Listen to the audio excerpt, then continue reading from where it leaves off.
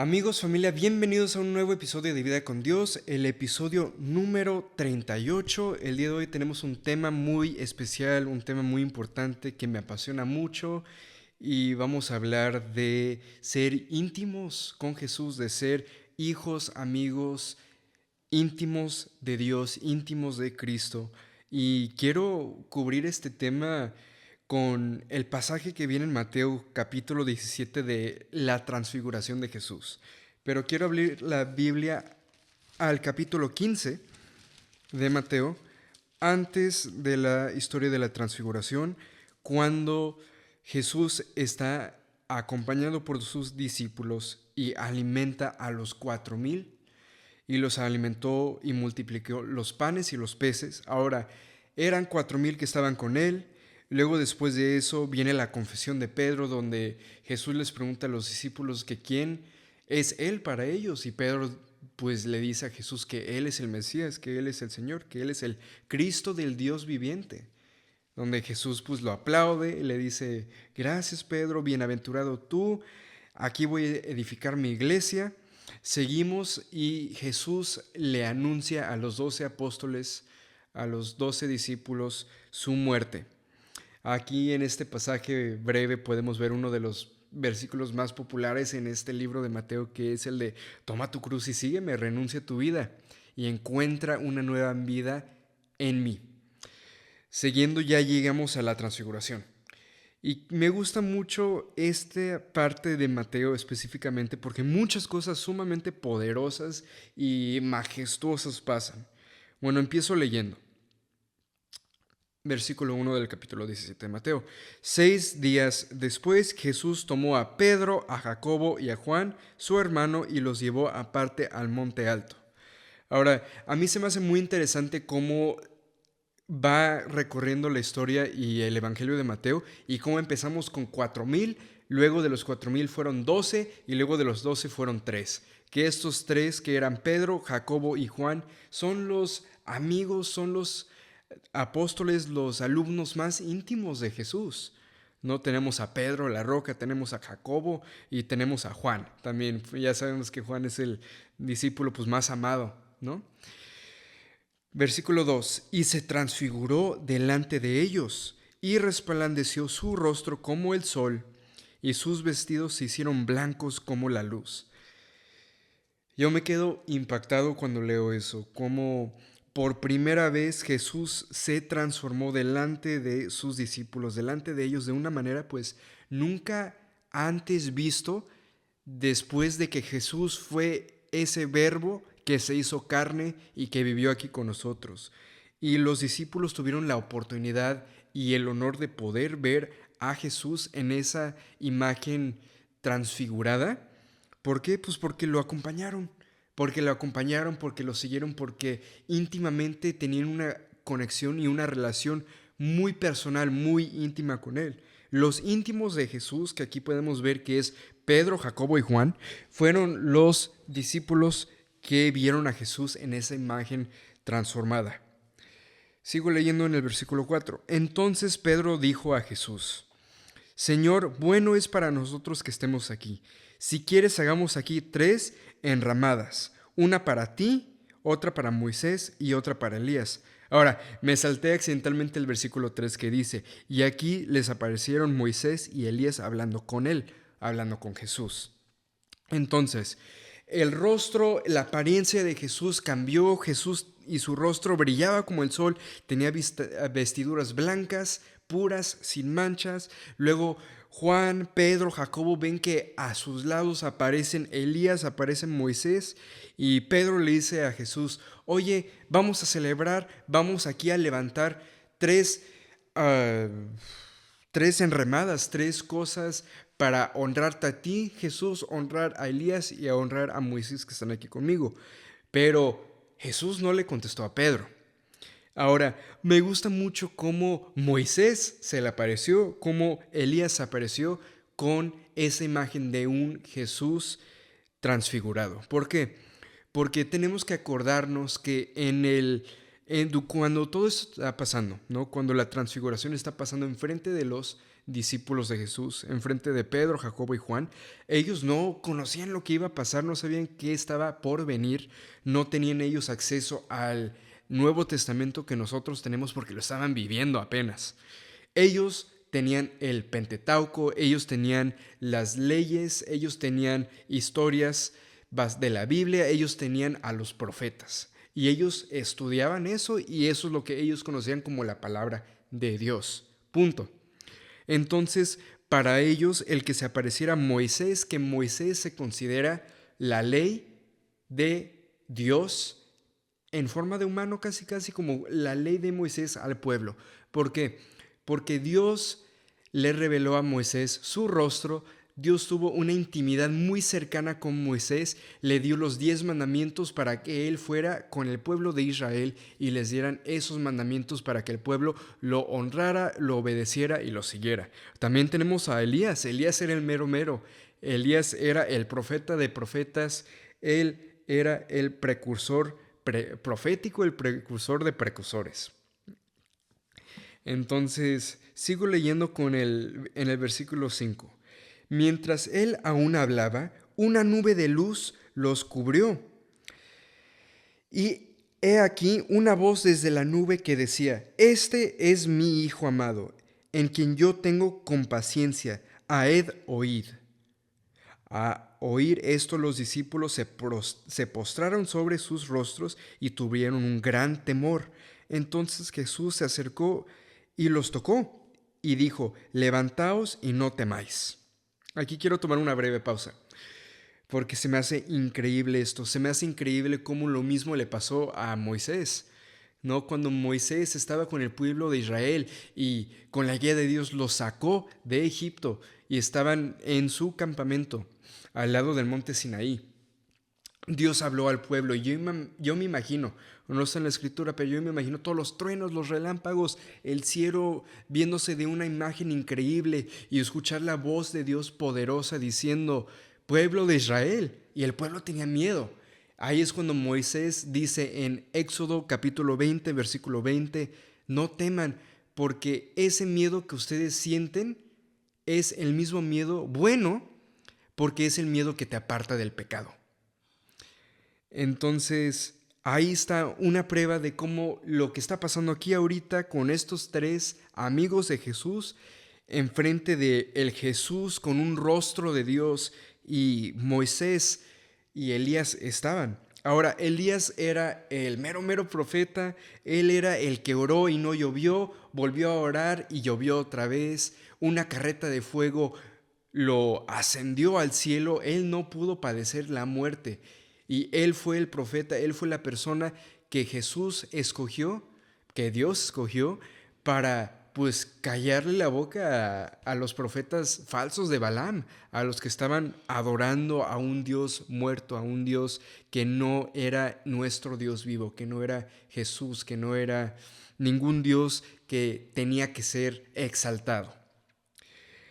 Ahora, tuvieron ese mismo miedo. Y yo quiero tomar una breve pausa y reflexionar cómo en todo el Evangelio, en Mateo, Marcos, Lucas, excepto Juan, habla de este mismo pasaje, de esta misma historia de la transfiguración. Ahora, en Juan, que es el capítulo igual más conocido, no el capítulo, el libro igual más conocido o más popular de la Biblia, porque es el que igual muchos leímos por primera vez, el primero que leímos, o igual es el que mejor conocemos. ¿Por qué? Porque describe la historia de quién es y quién fue Jesús y quién va a ser mejor que cualquier otro libro en el Evangelio, en las Buenas Nuevas. Ahora, me gustaría ir a Juan, porque se me hace sumamente interesante cómo no habla de esta parte de la historia tan importante de la transfiguración. Sabemos que Juan era el discípulo, el amigo amado por Jesús, y cómo él tuvo revelaciones increíbles, pero no escribió de la transfiguración en Juan. Pero podemos empezar simplemente con Juan 1:1. En el principio era el Verbo, y el Verbo era con Dios, y el Verbo era Dios. Ahí ya está hablando que existía Dios desde un principio, nadie existió antes de Él y que Él era el gran yo soy. Vamos al versículo 5 que dice, la luz en las tinieblas resplandece y las tinieblas no prevalecieron contra ella. Ahí otra vez podemos ver cómo hasta la transfiguración que está hablando en Mateo capítulo 16 de esa oscuridad que se llenó en el cielo cuando la voz de Dios se escuchó y fue audible, Jesús no tuvo ese temor. Y el versículo en Juan que quiero ahorita reflexionar y meditar un poco y platicar acerca de él es el versículo 14 del capítulo 1 de Juan, que dice, Juan escribió, y aquel verbo fue hecho carne y habitó entre nosotros. En paréntesis dice, y vimos su gloria, gloria como del unigénito del Padre, lleno de gracia y de verdad. El 15 dice, Juan dio testimonio de él y clamó diciendo, este es el quien yo decía, el que viene después de mí, el que es antes de mí, porque era primero que yo. Aquí en el versículo 15 podemos ver a Juan el Bautista que está hablando de Jesús. Pero vemos a Juan que aquí dice, el verbo fue hecho carne, habitó con nosotros y nosotros, cuando se refiere a nosotros, habla de los apóstoles, pero me gustaría verlo en el concepto de la transfiguración. Cuando dice nosotros, está hablando de Jacobo, Pedro y Juan, que nosotros vimos su gloria como la gloria del unigénito y vimos que Él llenó la tierra, que Él llenó la vida de su gracia y de su verdad.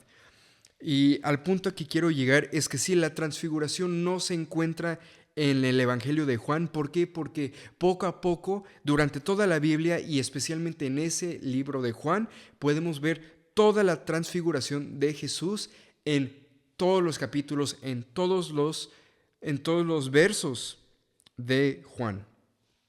Ahora, también Juan, siendo el amigo más íntimo de Dios, escribió el Apocalipsis, el libro de Apocalipsis, que fue una revelación sobrenatural increíble.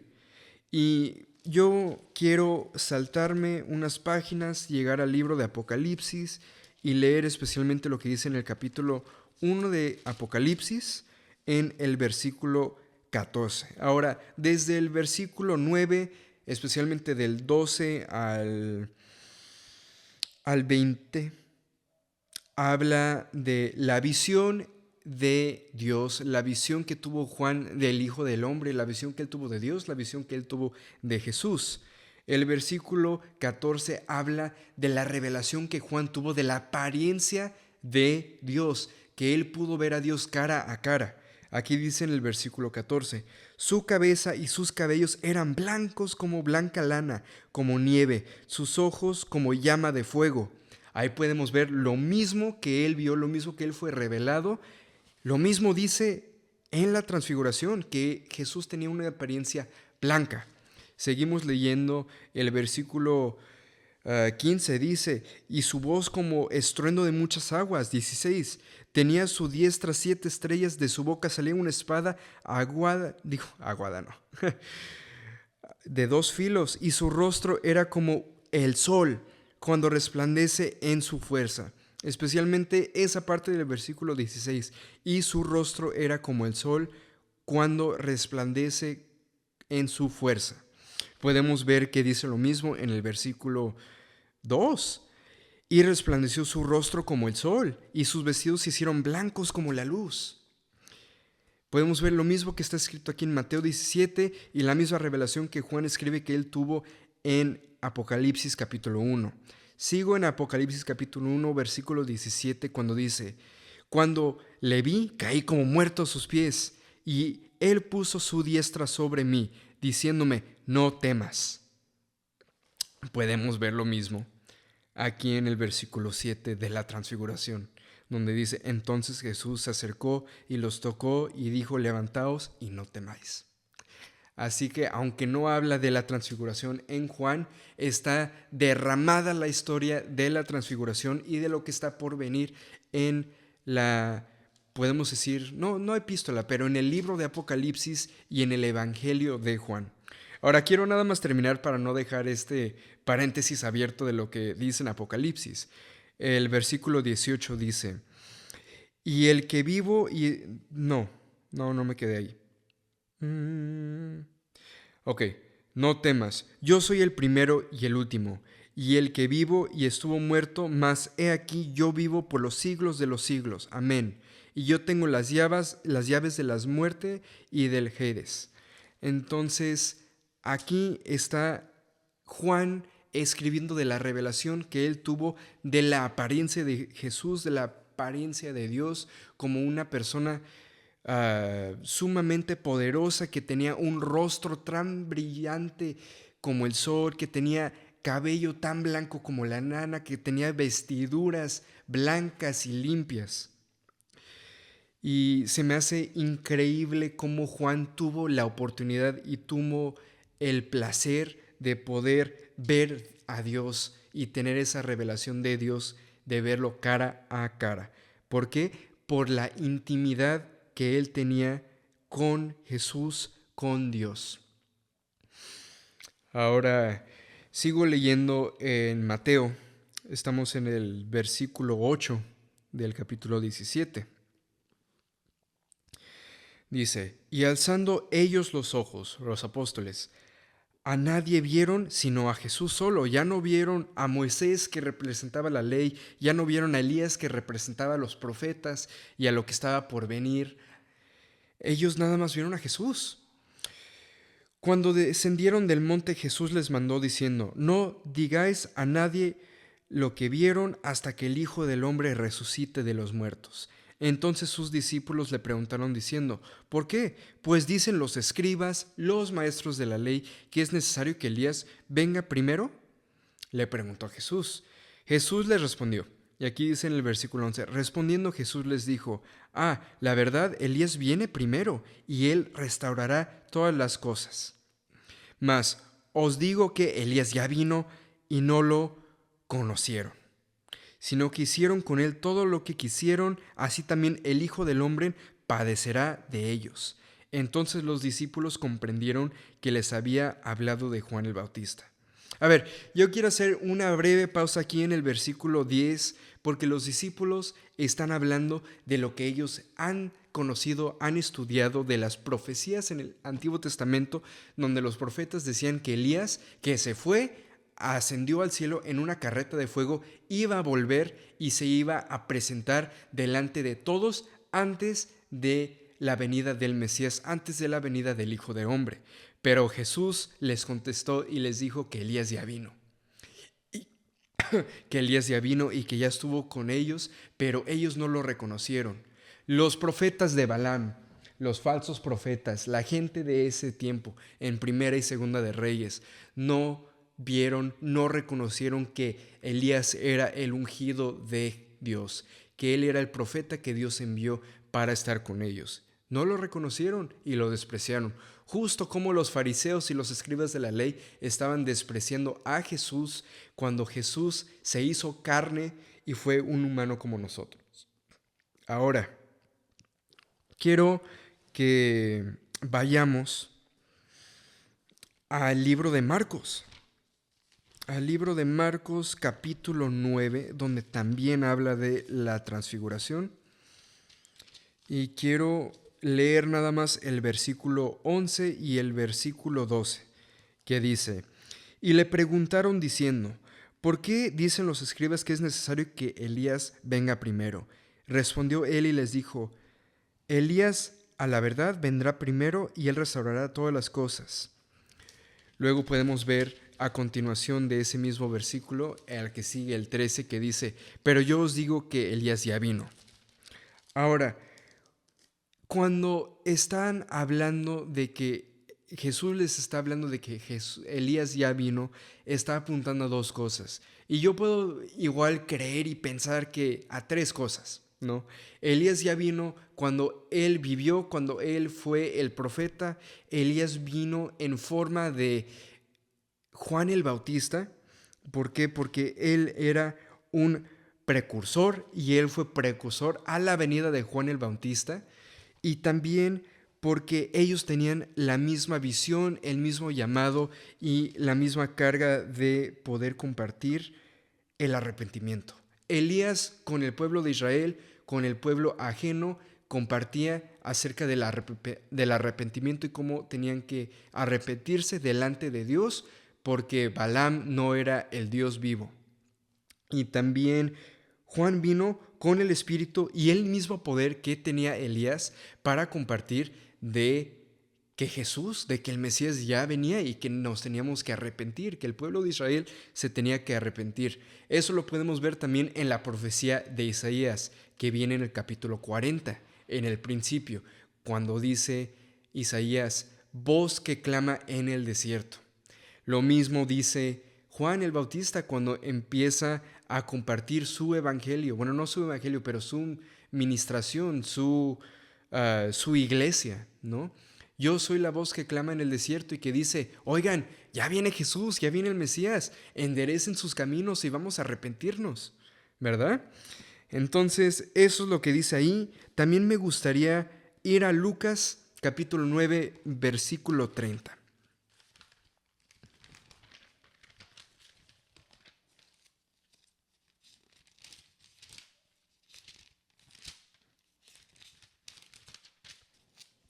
Bueno, en Lucas capítulo 9, versículo 30 también habla de la transfiguración, pero está hablando específicamente del versículo 3 que se encuentra en Mateo, que dice, y he aquí se les aparecieron Moisés y Elías hablando con él. Entonces, si nos acordamos bien, Jesús se transfiguró, se veía increíble, se veía majestuoso, se veía como el rey y el juez que está pronto por venir, pero a su lado estaba con Moisés y Elías y estaban hablando. Ahora, me encanta cómo en Marcos, como en Mateo, como en Lucas, habla de la historia de la transfiguración de maneras diferentes, compartiendo lo mismo. ¿Por qué? Porque ya vimos que en Marcos está hablando de que Elías ya vino en forma del mensaje que compartió Juan el Bautista. Pero en Lucas capítulo 9, versículo 30 dice, y aquí dos varones que hablaban con él, los cuales eran Moisés y Elías, quienes aparecieron rodeados de gloria y hablaban de su partida, que iba Jesús a cumplir en Jerusalén. Entonces, Mateo 17 dice que Elías y Moisés se aparecieron con Jesús y estaban hablando. Ahora, Lucas nos enseña y nos revela de qué estaban hablando Elías y Moisés con Jesús. Estaban hablando de su partida, de que Jesús era el Hijo de Dios y que Él estaba a punto de ser crucificado por los pecados del pueblo, por los pecados míos, por los pecados tuyos, para poder traernos esa salvación. Y wow, se me hace sumamente increíble, increíble esto. Ahora también en el versículo 12 y en el 13 de Mateo capítulo 17, dice Jesús que Elías ya vino. Y luego que los discípulos ya entendieron que les estaba hablando del Juan el Bautista. Ahora no sé ustedes, pero yo me quedé un poco confundido cómo tan rápido los amados de Jesús, los íntimos de Jesús, sabían que Jesús, hablando de Elías, estaba hablando de Juan el Bautista. Entonces quiero que me acompañen al último libro del Antiguo Testamento, a Malaquías.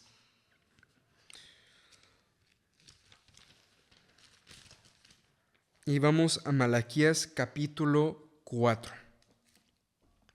Capítulo 4, donde habla de el día de Jehová, el día que va a venir el Salvador. Bueno, capítulo 4 de Malaquías, versículo 2 dice, mas a vosotros que temáis mi nombre, nacerá el sol de justicia y en sus alas traerá salvación. Eso dice Jehová de los ejércitos, eso dice Dios, que pronto todos los que temen en mi nombre tienen esperanza. ¿Por qué? Porque va a nacer el sol de justicia y sus alas van a traer una salvación.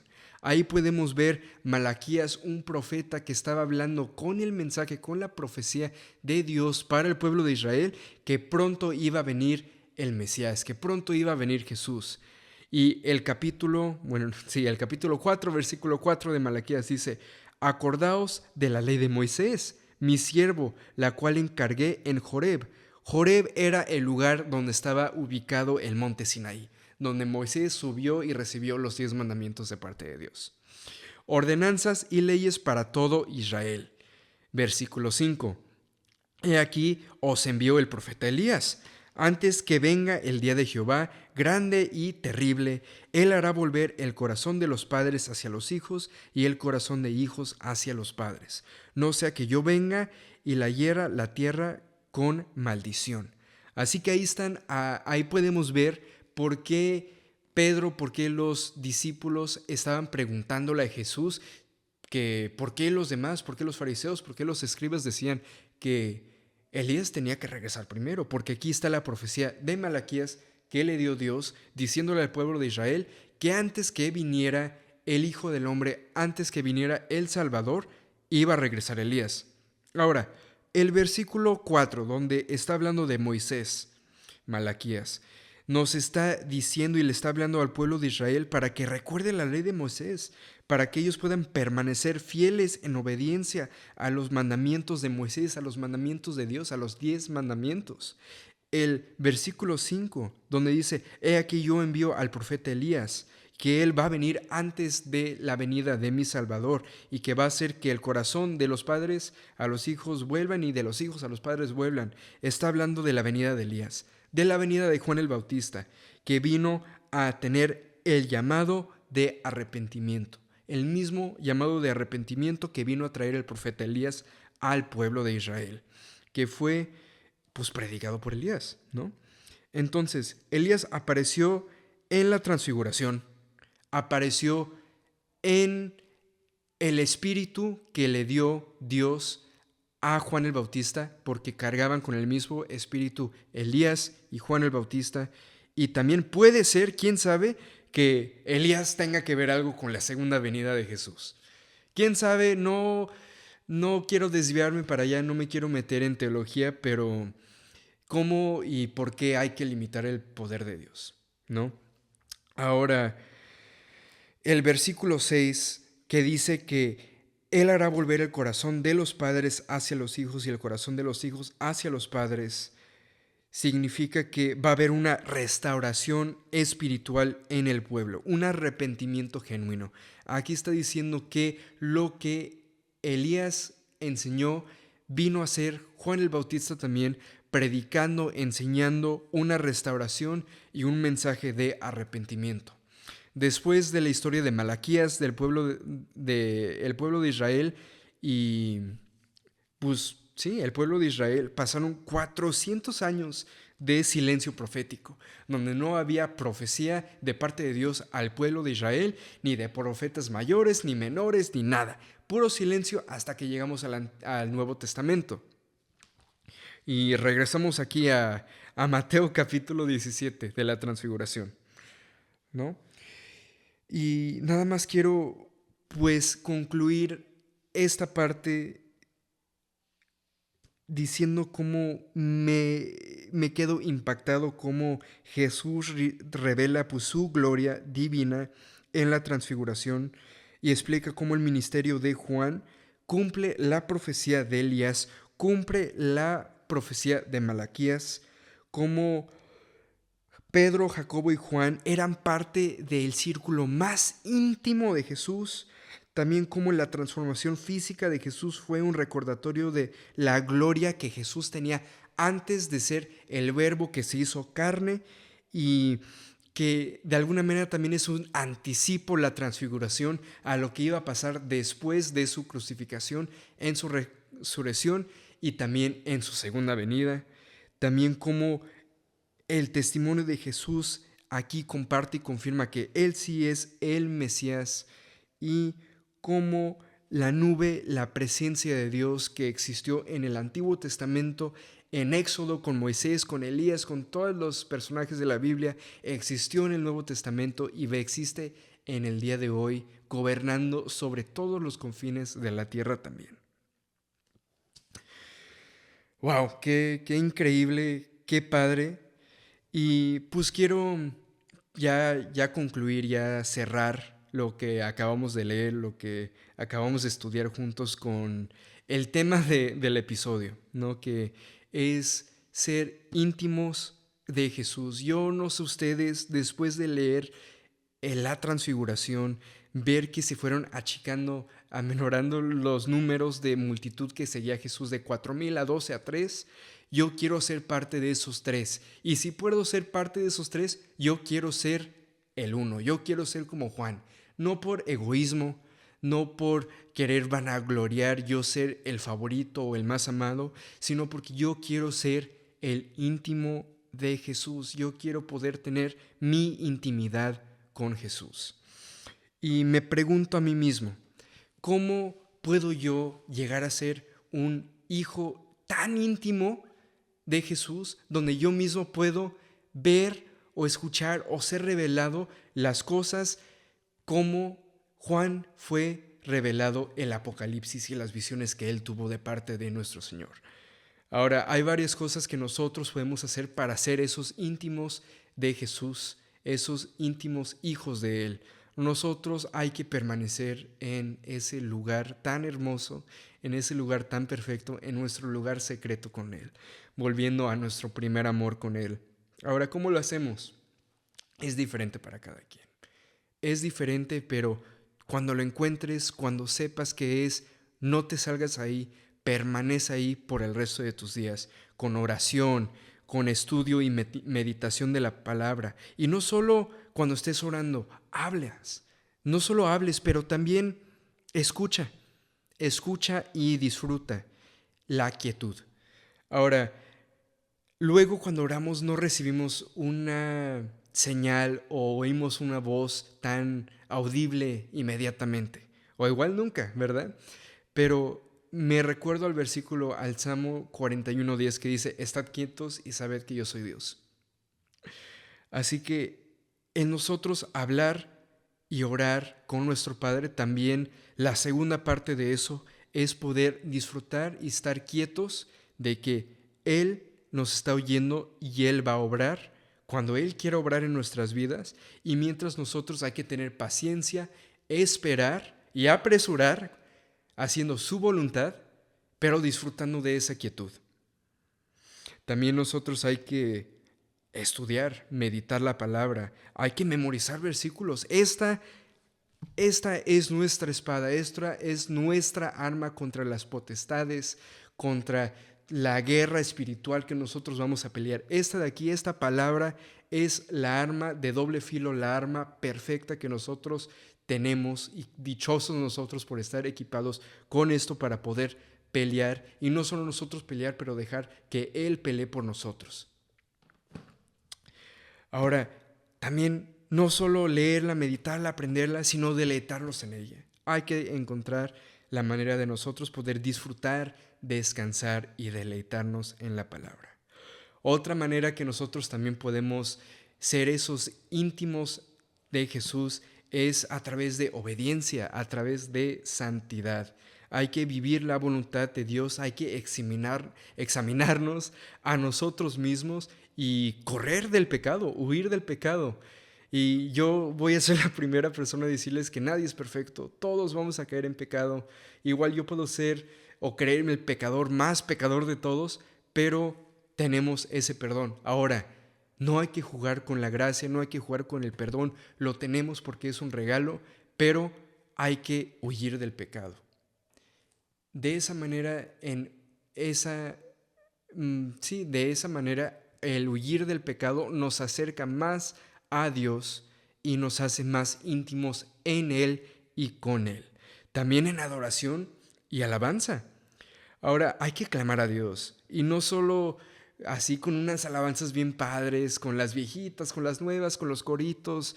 No, nosotros hay que estar clamando en espíritu y en verdad. Apocalipsis dice que Dios está esperando una iglesia que clama a Él, una iglesia que lo espera, como las 10 vírgenes, ¿no? Como la parábola de las 10 vírgenes, como la esposa de Cantares que está esperando a su novio. Nosotros hay que ser esa iglesia santa y sin mancha que clama a Él. El espíritu y la esposa clama bien, escribe Juan. También hablando de la esposa, nosotros somos la esposa, nosotros somos el cuerpo tan amado por Jesús, tan amado por Dios, y nosotros hay que ser parte de ese cuerpo, de esa esposa, y tener nuestra comunión, sí, individual, pero también con nuestros hermanos en Cristo.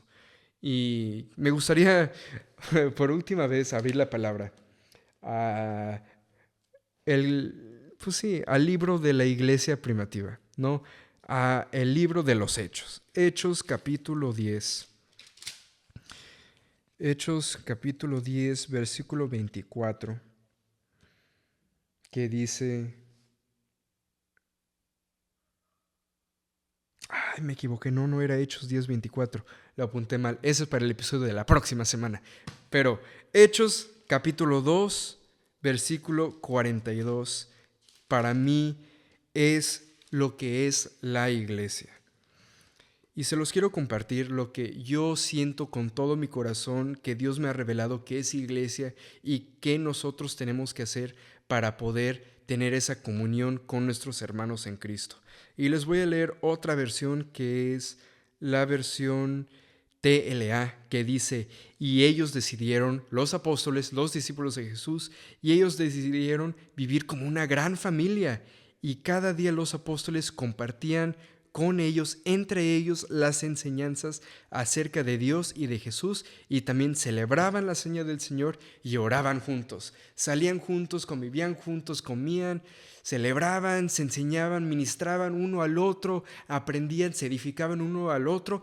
Eso es iglesia, eso es comunidad, eso es la comunión que nosotros tenemos que ser como cuerpo, como la esposa, como la novia de Cristo, para nosotros poder ser los íntimos de Jesús. ¿Por qué? Porque nosotros somos la novia de Jesús y Él quiere una novia que es íntima con Él. Y para terminar, en mi opinión, lo que dice la palabra también, una manera que nosotros podemos llegar a ser los íntimos de Jesús, los íntimos de Dios, es una entrega completamente total a Dios. Una entrega de confiar y entregarle a Él todas nuestras preocupaciones, todas nuestras atribulaciones, todas las cosas que nos cansan, nos preocupan, y hasta nuestros deseos, hasta las cosas que queremos a un futuro. Hay que confiar en Él con todo nuestro corazón, descansar en su voluntad y encontrar nuestra fortaleza en su gracia. Y ahora, qué difícil es hacer eso a veces, ¿verdad? Justo hablamos de Elías hace rato también. Elías estaba en una cueva y ya no quería nada con nada. Él ya quería morir. Pero Dios obró en su favor, y la misma manera y el mismo espíritu que Él derramó delante de Elías para poder sacarlo de esa cueva y cumplir su propósito en su vida, lo va a hacer en mi vida, lo va a hacer en tu vida, lo va a hacer en la vida de todos si nosotros buscamos y tocamos la puerta. ¿Por qué? Porque nosotros hay que ocuparnos en lo que Él quiere y en lo que nos mandan a hacer discípulos por todas las naciones, a estudiar, a meditar su palabra, a orar, a interceder, a meditar, a exaltarlo a Él y a esperar su segunda venida. Y haciendo eso, nosotros podemos ser sus hijos íntimos de Dios. Haciendo eso, nosotros podemos vivir y disfrutar sus frutos. Podemos sentir y ser llenos de su amor, de su gozo, de su paz, de su paciencia, de su benignidad, de su bondad, de su fe, de su mansedumbre y también su templeza.